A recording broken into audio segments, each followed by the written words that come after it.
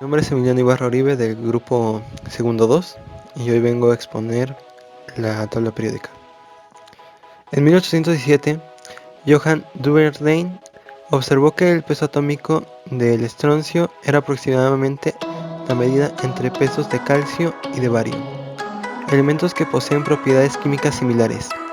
En 1829, tras descubrir la tríada de halógenos compuesta por cloro, bromo y yodo, y la tríada de metales alcalinos, litio, sodio y potasio, propuso que en la naturaleza existían tríadas de los elementos, de forma que el central tenía propiedades que eran un promedio de los otros dos miembros de la tríada.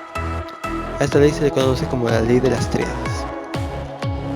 Después llegó Chancourtois, que propuso el tornillo telúrico, dispuesto con elementos según el orden creciente de sus pesos atómicos, sobre una curva helicoidal en el espacio, de manera que los puntos que se correspondían sobre las sucesivas vueltas de la hélice diferencian en 16 unidades.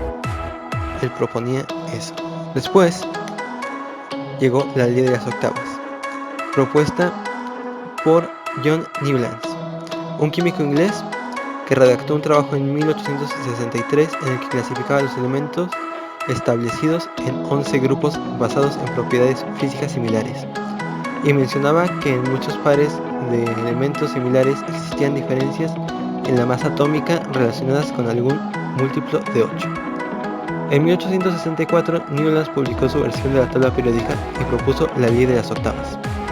Esta ley establecía que un elemento dado presentaría unas propiedades análogas, y octavo, esta ley establecía que un elemento dado presentaría unas propiedades análogas al octavo elemento siguiendo la tabla.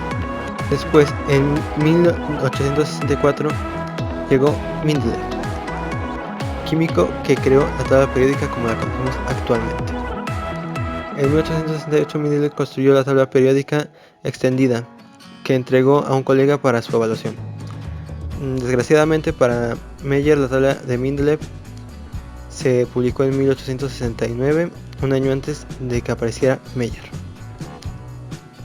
Esta tabla se divide por grupos y periodos. En la tabla periódica los elementos están ordenados de forma en que aquellas con propiedades químicas semejantes, o sea un número atómico parecido, se encuentren situadas cerca una del otro. Los elementos se distribuyen en filas horizontales que se llaman periodos. En total, la tabla periódica tiene 18 grupos.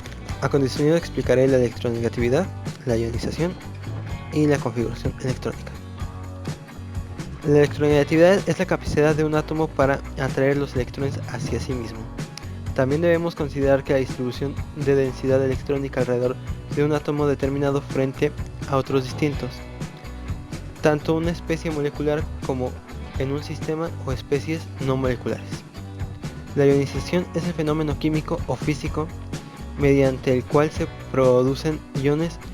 Estos son átomos o moléculas cargadas eléctricamente debido al exceso o falta de electrones respecto a un átomo o moléculas neutras.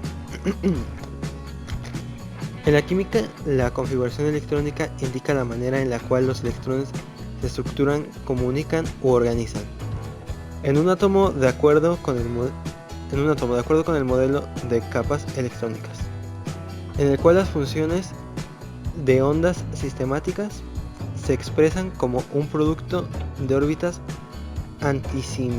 antisimetrizado.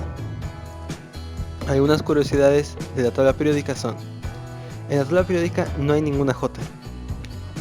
Uno de los elementos que aparece en la tabla periódica fue descubierto en el espacio. Este se trata del helio. Los elementos naturales contra los elementos sintéticos en la tabla periódica.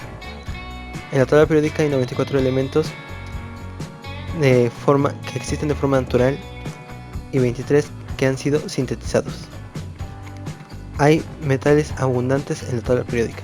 Muchas gracias por ver.